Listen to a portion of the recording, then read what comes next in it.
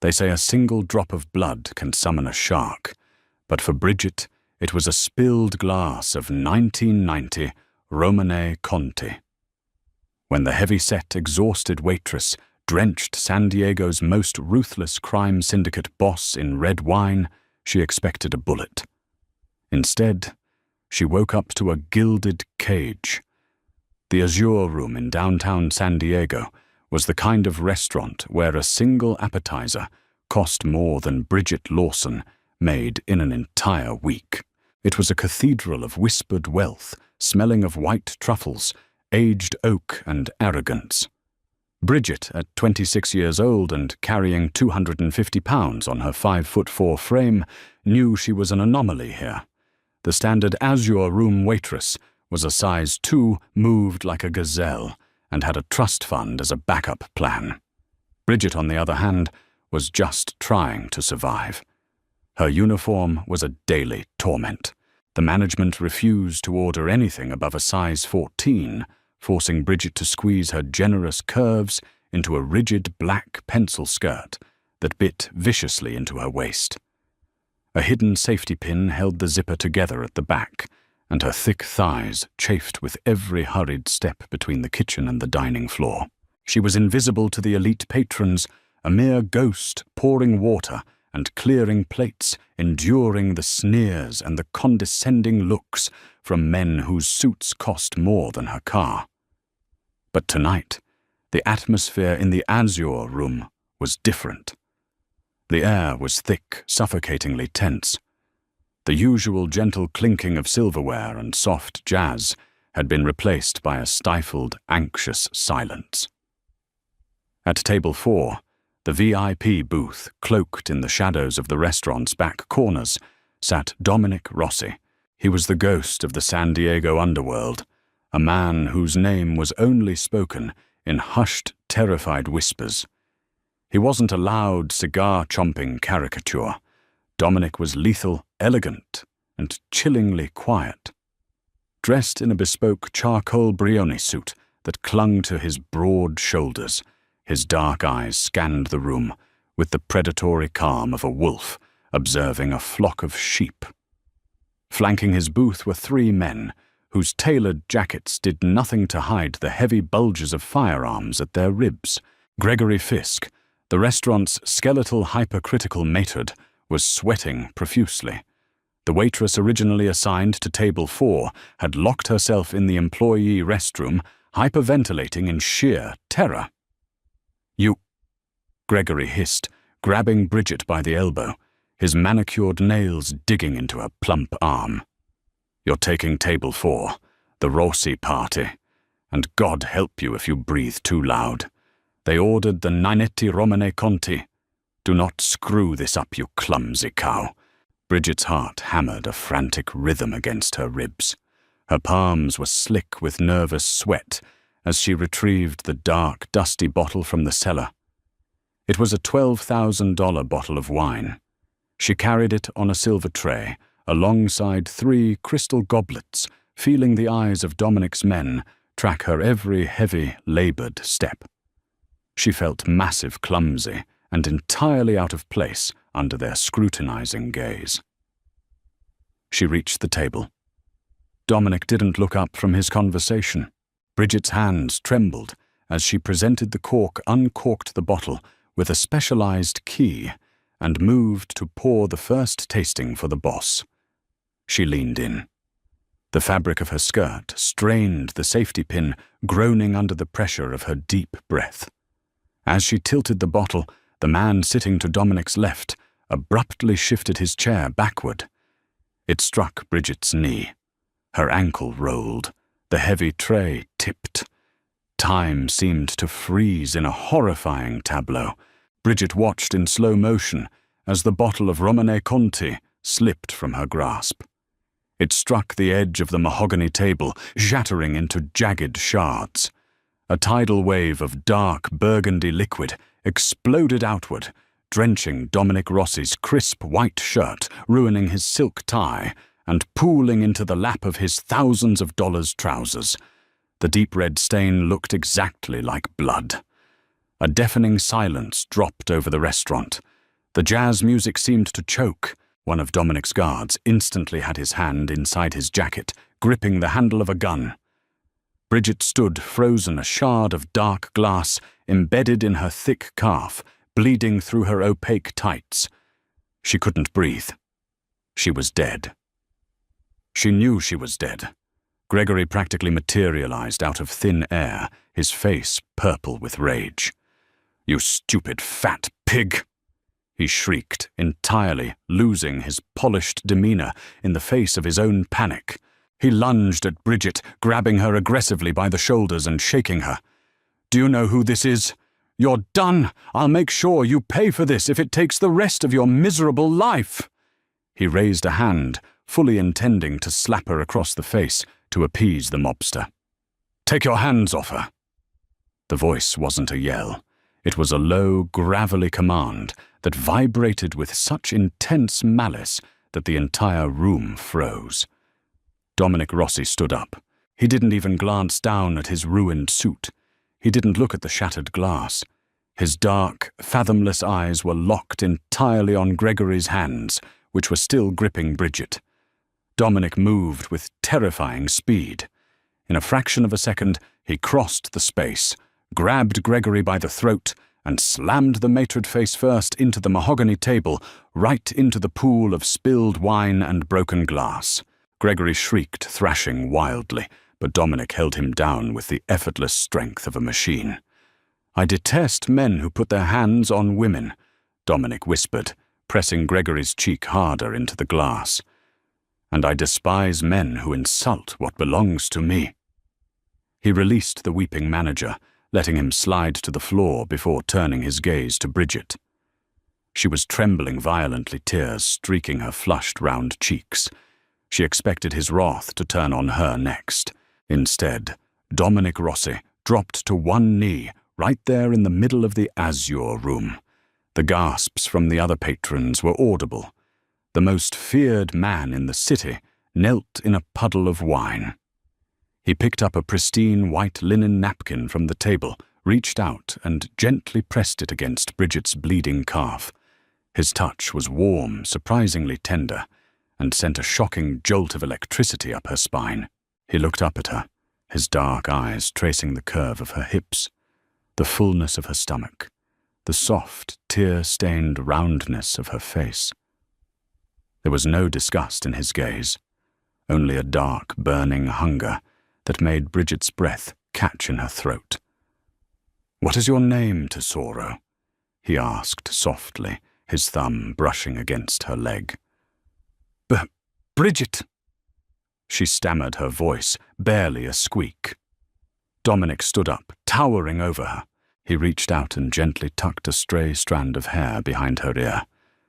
"Bridget," he repeated, tasting the syllables. "Go to the locker room. Pack your things." Am I fired?" she whispered, terrified. A slow, predatory smile touched the corners of Dominic's lips. "No.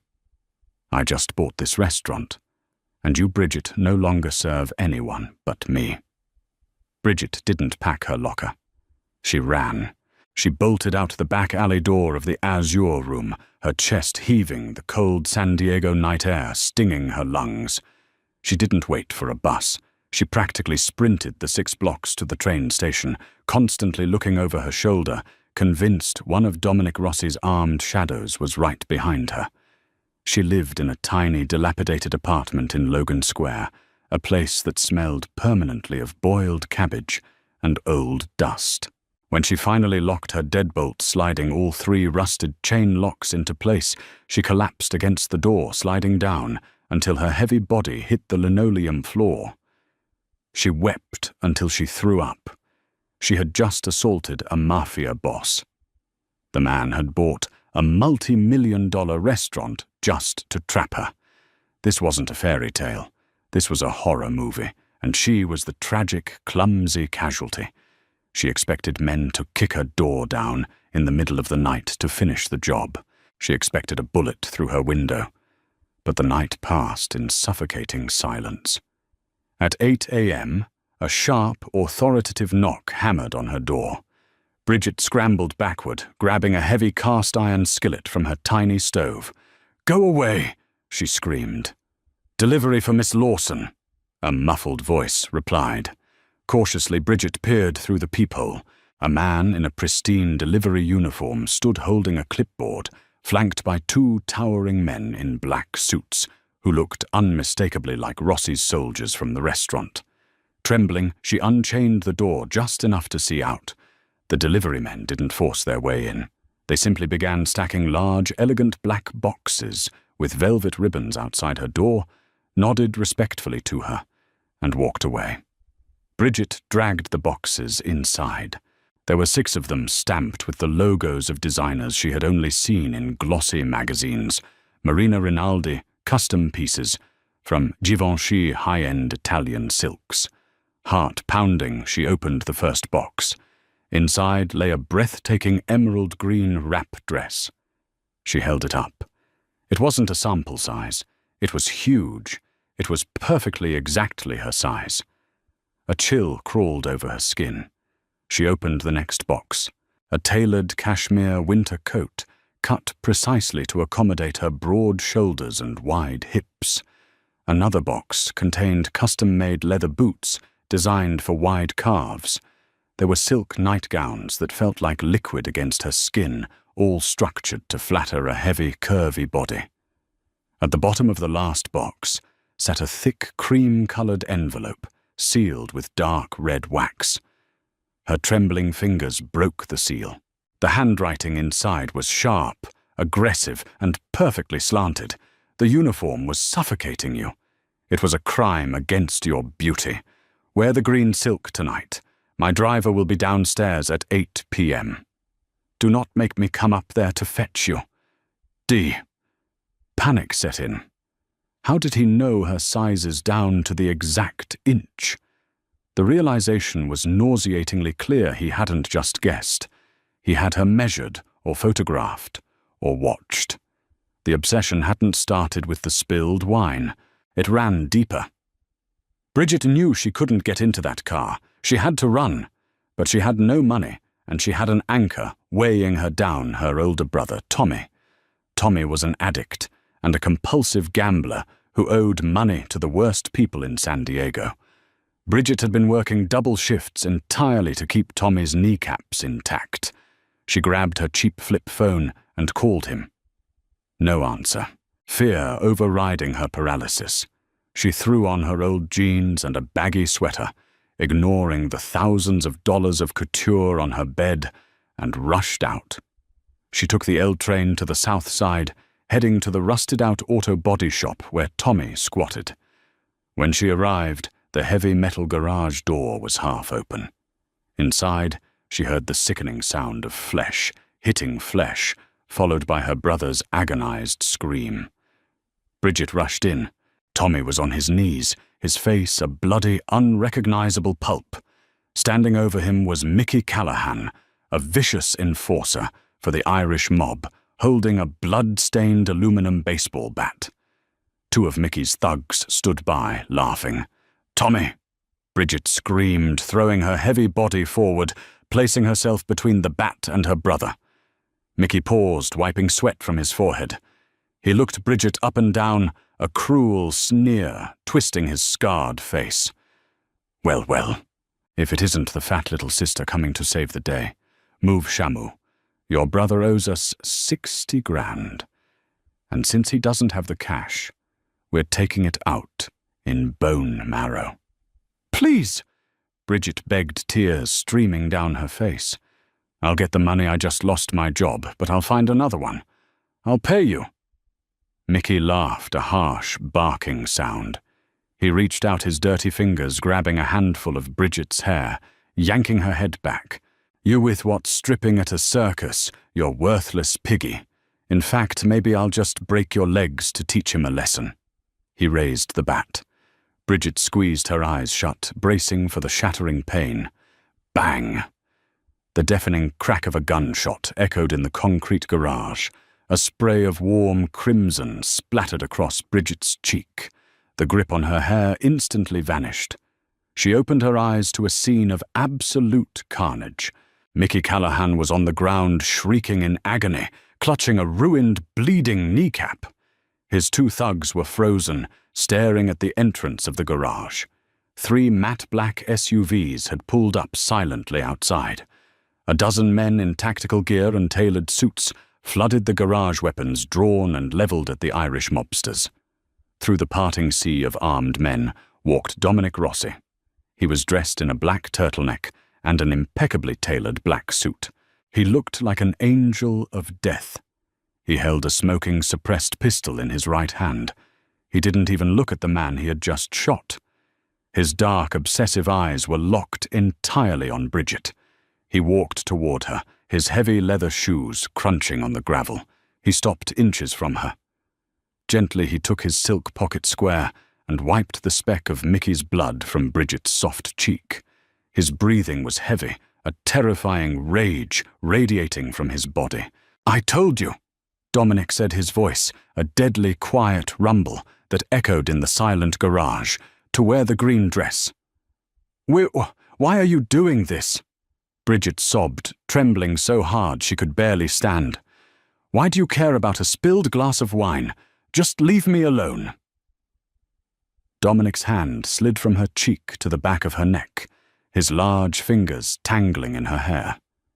He pulled her flush against his chest. She could smell the gunpowder mixed with expensive Tom Ford cologne. He leaned down his lips, brushing against her ear, sending a terrifying shiver down her spine as he whispered the truth. "You think the wine was an accident, Tesoro?" Dominic murmured, his voice thick with a dark, twisted possession. "I paid Gregory to force you into that tight uniform. I ordered my man to bump your tray. I bought Tommy's debt from the Callahans 6 months ago." Bridget's blood ran cold. She stared up at him, her eyes wide with horror and a sick, confusing magnetism. "I saw you eating a cannoli outside a bakery in Little Italy in the rain a year ago." Dominic continued his thumb, tracing her lower lip. "You were the most beautiful, magnificent creature I had ever laid eyes on. But you were too independent, too stubborn to let a monster like me into your life. So I had to break your world, Bridget. I had to orchestrate your ruin, just so I could be the only one capable of putting you back together." He kissed her forehead, sealing her fate. "Now let's go home." The Lake Forest estate was less of a home and more of a fortress disguised as a billionaire's architectural fever dream. Wrought iron gates, standing 20 feet high, parted silently to admit the convoy of black SUVs. Bridget sat frozen in the back of the Maybach, the buttery leather of the seats doing nothing to warm the ice in her veins. Beside her, Dominic Rossi radiated a terrifying, possessive calm. He hadn't let go of her hand since the auto garage. His thumb continuously, methodically stroked the soft, fleshy back of her palm. When they stepped out into the biting San Diego wind, the sheer scale of the limestone mansion stole what little breath Bridget had left. "Welcome home, mio cuore," Dominic murmured, his hand resting heavily on the curve of her lower back, guiding her inside. The interior was a masterclass in intimidating wealth. Towering ceilings, original Renaissance oils, and a sweeping marble staircase that looked like it belonged in a museum. But Bridget couldn't focus on the luxury. Her mind was a chaotic loop of gunfire, Mickey Callahan's ruined knee, and Dominic's chilling confession. He had engineered her entire downfall. He had orchestrated her misery just to play the savior. For the next 3 weeks, Bridget existed in a state of luxurious captivity. She was given the master suite's adjoining wing. Her closets were stuffed with custom-tailored designer garments that fit her 250-pound frame with meticulous, flattering precision. She was never locked in a room, but she was never alone. 2 massive guardsmen who looked like they chewed gravel for breakfast stood at the ends of her hallway. Dominic's obsession manifested in a suffocating, intoxicating worship. He didn't hide her. He didn't ask her to change. For a woman who had spent 26 years being told to shrink to diet, to apologize for the space she took up, Dominic's attention was a dangerous narcotic. Dinner was a nightly ritual. He would seat her at the head of a massive mahogany dining table, dismissing the staff so he could serve her himself. He brought her plates of rich, truffle-laced risotto slow-roasted lamb and delicate cream-filled pastries. "Eat, Bridget," he would command softly, his dark eyes tracking every movement of her lips. When she hesitated, feeling the old ingrained shame of eating heavily in front of a man, Dominic would step behind her chair. His large hands would cup her soft, wide hips, his thumbs pressing into the flesh through her silk dresses. "Do not deny yourself. You are perfect. Every curve, every ounce of you belongs to me. I will not have you starve my queen." He worshipped the very body the world had told her to hate. It was a sick, twisted psychological trap, and Bridget, drowning in trauma and exhaustion, felt herself slipping into the snare. But not everyone in the Rossi syndicate was enthralled by the boss's new fixation. Enter Lorenzo Enzo Bianchi, Dominic's underboss. Enzo was a jagged, cruel man who operated strictly on logic and brutality. He viewed Bridget not as a queen, but as a massive, glaring vulnerability. One afternoon, while Dominic was meeting with the commission downtown, Enzo cornered Bridget in the estate's library. He tossed a thick manila folder onto the coffee table. The label read, "Cook County District Attorney, Operation Ironclad." "You think you're living a fairy tale, Lawson?" Enzo sneered, leaning over the table. "Look at it. Those are the 2024 federal indictments. The San Diego Sun-Times has been trying to nail Dominic to the wall for racketeering, extortion, and 3 homicides. Special Agent Richard Harrison from the FBI's Organized Crime Task Force is breathing down our necks." Bridget stared at the glossy surveillance photos spilling from the folder. Pictures of Dominic walking out of warehouses, pictures of body bags.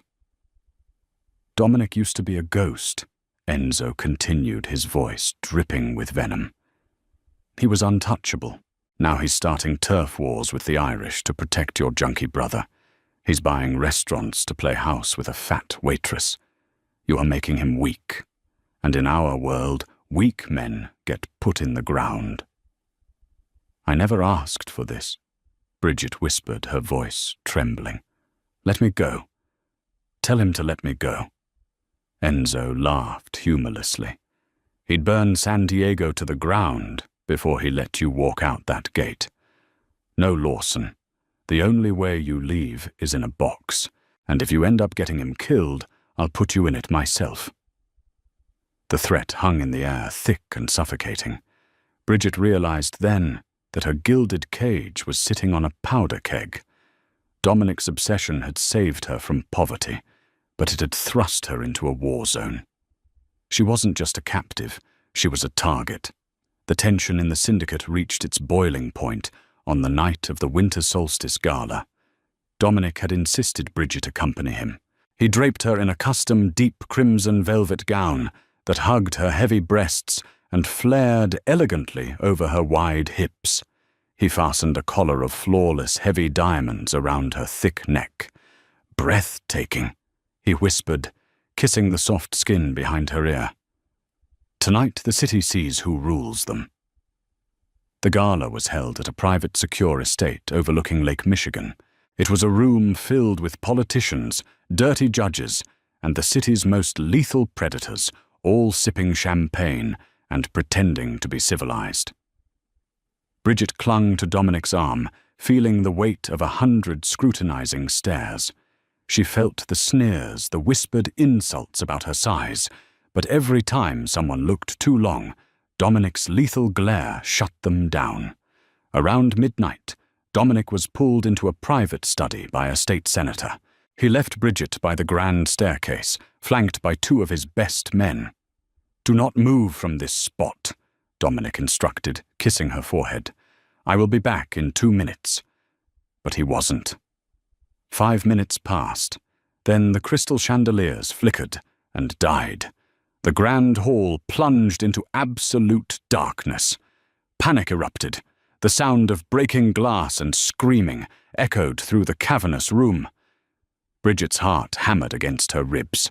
Suddenly, the two guards flanking her slumped to the floor with sickening thuds, the distinct ft of suppressed gunfire cutting through the screams. Someone grabbed Bridget's arm, a grip like a steel vice. It was Enzo. "Time to go, piggy," he hissed in her ear. He didn't pull her toward the exits. He dragged her violently toward the servants' corridors, deeper into the dark, labyrinthine mansion. Bridget stumbled, her heavy velvet dress tangling around her legs. Enzo was moving too fast, his grip bruising her arm. "What are you doing?" Bridget screamed, fighting against him. "Saving the family." Enzo spat, shoving her into the sprawling stainless steel industrial kitchen. The emergency lights bathed the room in a sickly yellow glow. Dominic lost his mind over a piece of trash. "I made a deal with the Callahans. They get you as payback for Mickey's knee, and the Rossi family gets peace. Dominic will grieve, but he'll survive." "He'll kill you," Bridget gasped, backing away until her wide hips hit the cold steel of a massive preparation island. "He won't know it was me.